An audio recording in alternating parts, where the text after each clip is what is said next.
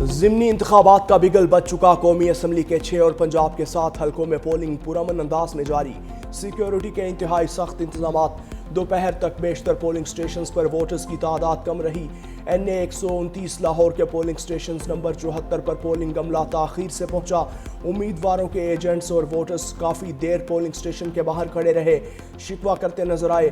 Chairman prime minister's youth program Rana Mashhood, Muslim League N Lahore کے صدر ملک safe ul Malook ہوکر کا مختلف پولنگ سٹیشنز کا دورہ، دعویٰ کیا نہ صرف لاہور بلکہ تمام 13 سیٹیں مسلم لیگ نون جیتے گی۔ دوسری جانب امن و امان برقرار رکھنے کے لیے تمام حلقوں میں فوج بھی فرائض سر انجام دینے میں مصروف۔ فوجی دستے 24 نومبر تک ڈیوٹی سر انجام دیں گے۔ قومی اسمبلی کے 6 حلقوں پر حکومتی اور اپوزیشن امیدواروں میں جان توڑ مقابلے کا امکان۔ این اے 18 میں شہرناز اور بابر نواز خان میں کانٹے کا مقابلہ۔ این اے 129 میں نون لیگ کے حافظ نعمان اور آزاد امیدوار ارسلان احمد میدان میں۔ این اے 185 میں نون لیگ کے سردار وقار اور دوست محمد کھوسا میں جوڑ۔ این اے 96 میں لیگی امیدوار بلال بدر کا نواب شیر وزیر سے ٹاکرا۔ این اے 104 میں لیگی امیدوار راجہ دانیال اور آزاد امیدوار رانا عدنان آمنے سامنے۔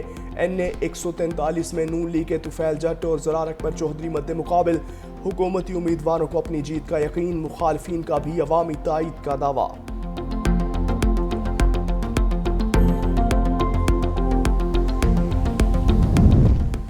صوبائی حلقوں میں بھی کانٹے کا مقابلہ متوقع۔ پی پی 87 میاں والی میں علی حیدر نیازی اور ایاز خان آمنے سامنے۔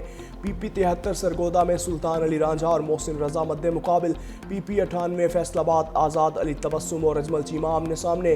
پی پی 115 فیصل آباد میں میاں طاہر جمیل اور محمد اصغر مد مقابل۔ پی پی 116 فیصل آباد سے احمد شہریار اور اصغر علی کیسر میں ٹاکرا۔ پی پی 203 ساہیوال میں حنیف جٹ اور آزاد امیدوار فلک شیر مد مقابل۔ پی پی 269 مظفر گڑھ میں علمدار حسین اور اقبال خان پتافی میں مقابلہ۔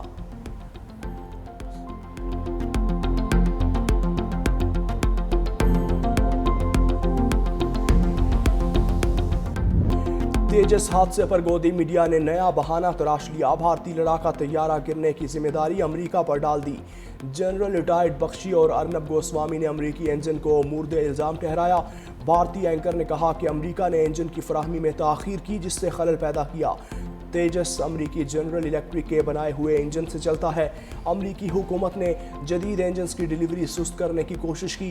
ہم نے $1 ارب نقد ادا کیے۔ انجن 2 سال پہلے ملنا چاہیے تھا۔ تیجس طیارہ حادثے کا ذمہ دار کون؟ تحقیقات شروع۔ پائلٹ کی غلطی تھی یا مشینی خرابی؟ فیصلہ تحقیقات کے بعد ہوگا۔ فلائنگ رولز کی خلاف ورزی کے امکان کو بھی دیکھا جائے گا۔ دبئی ایئر شو کی فلائنگ کمیٹی بھی تحقیقات کا حصہ۔ دوسری جانب بھارتی عوام کی مودی حکومت، فضائیہ کی نااہلی اور قیادت کی غفلت پر شدید تنقید۔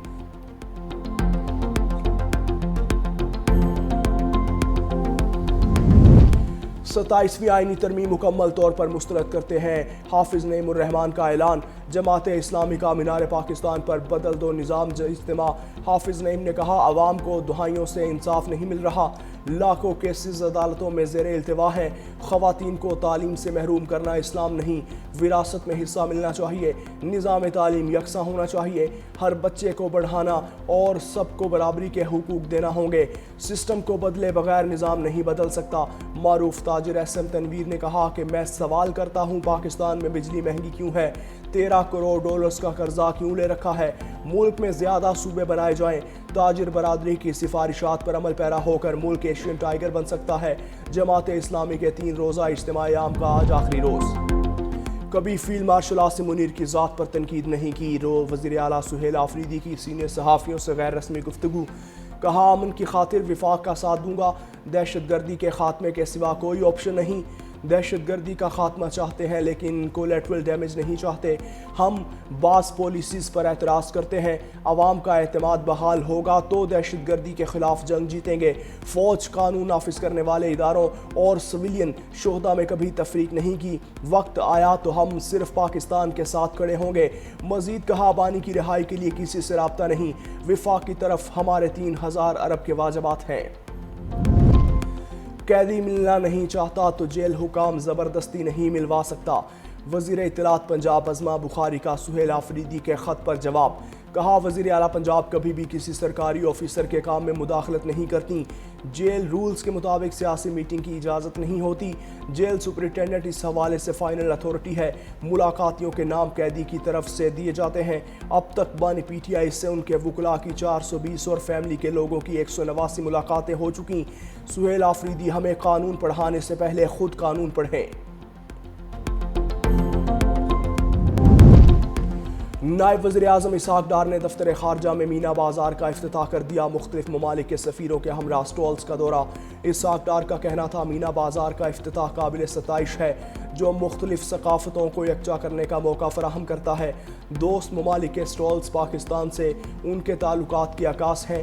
مینا بازار میں مختلف ممالک کی ثقافتوں کو دیکھنے اور جاننے کے مواقع میسر آتے ہیں۔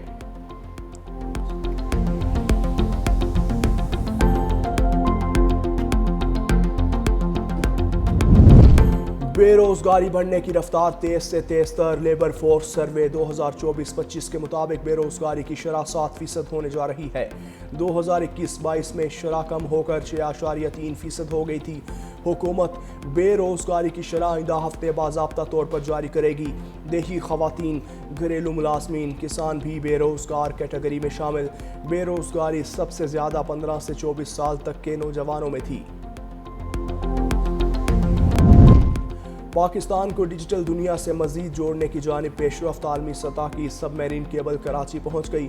ہاکس بے کے ساحل پر کیبل بچھانے کی تقریب کا انعقاد، وفاقی سیکرٹری وزارت آئی ٹی زرع احمد خان کی شرکت۔ کیبل کے ذریعے پاکستان دنیا کے متعدد ممالک سے مزید مضبوط ڈیٹا لنکس کے ساتھ منسلک ہو جائے گا۔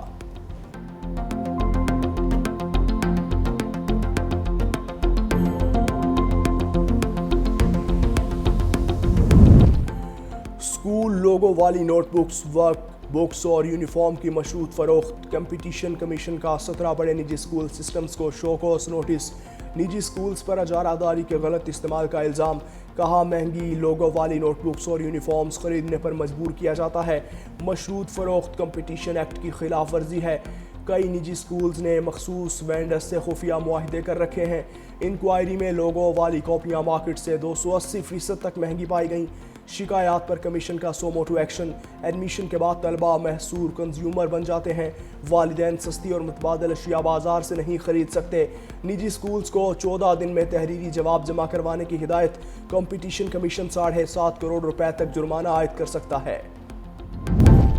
1971 کی پاک بھارت جنگ میں بھارت کی ریاستی دہشت گردی تاریخ کا سیاہ باب۔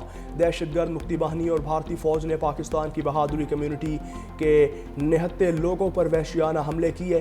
بہاری کمیونٹی کے رکن شیخ مقیم نے اپنی آپ بیتی سناتے ہوئے کہا، 25 مارچ 1971 کو بنگالیوں نے بغاوت کی اور مکتی باہنی اور انڈین آرمی کے ساتھ مل گئے تھے۔ جنوبی افریقہ میں ہونے والے G20 سربراہ اجلاس کا مشترکہ اعلامیہ جاری۔ فلسطین، سوڈان، یوکرین اور کونگو تنازعات کے منصفانہ حل کا مطالبہ۔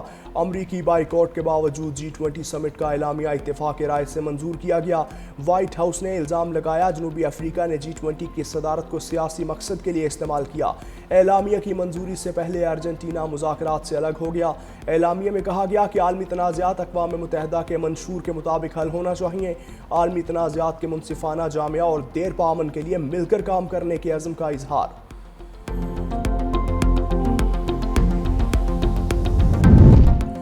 اسرائیل کی غزہ میں جنگ بندی معاہدے کی خلاف ورزیاں جاری۔ غزہ، رفح اور خان یونس میں وحشیانہ بمباری۔ تازہ اسرائیلی حملوں میں 24 فلسطینی شہید ہو گئے۔ سیز فائر کے بعد شہادتوں کی تعداد 330 تک جا پہنچی۔ جنوبی لبنان پر بھی اسرائیلی فوج کے فضائی حملے نہ رکے، 2 شہری جاں بحق، کئی زخمی۔ حماس کا شدید رد عمل، کہا قابض اسرائیلی جنگ بندی معاہدے کو ختم کرنے کا ارادہ رکھتا ہے، جنگ بندی معاہدے کو بچانے کے لیے ثالث فوری مداخلت کریں۔ حماس نے اسرائیلی فوج کے حملوں پر اپنے غصے سے ثالثوں کو آگاہ کر دیا۔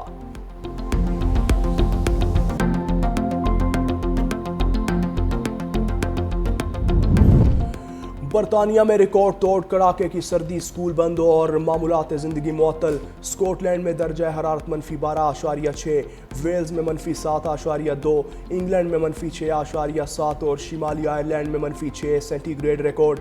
شدید برف باری سے ٹرانسپورٹ کا نظام درہم برہم، کئی مقامات پر گاڑیاں پھنس گئیں، بجلی کی فراہمی بھی متاثر ہوئی۔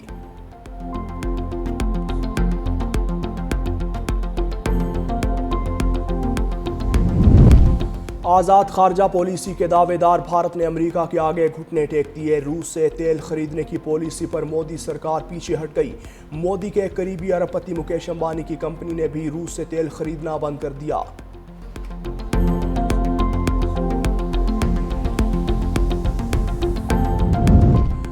بھارت میں نئے لیبر کوڈز کے خلاف ملک گیر احتجاج کا اعلان۔ بھوونیشور میں سینکڑوں ورکرز کا مظاہرہ، لیبر کوڈز کی کاپیاں بھی نظر آتش کیں۔ نئے لیبر کوڈز کے تحت کمپنیز کو بھرتی اور برطرفی میں زیادہ اختیار دیا گیا۔ خواتین مزدوروں کو اب نائٹ شفٹ میں بھی بلایا جا سکے گا۔ بھارتی بزنس کمیونٹی کا کہنا ہے کہ لیبر قوانین چھوٹے کاروبار کی لاگت بڑھائیں گے۔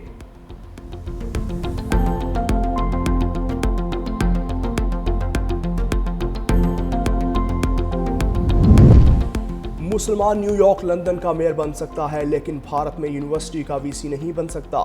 دارالعلوم دیوبند کے صدر مولانا ارشد مدنی کی مودی حکومت پر شدید تنقید۔ کہا اگر کوئی وائس چانسلر بن بھی جائے تو اسے جیل بھیج دیا جاتا ہے۔ حکومت چاہتی ہے مسلمانوں کے پیروں تلے سے زمین چھین لی جائے۔ آج مسلمانوں کا حوصلہ پست کر دیا گیا۔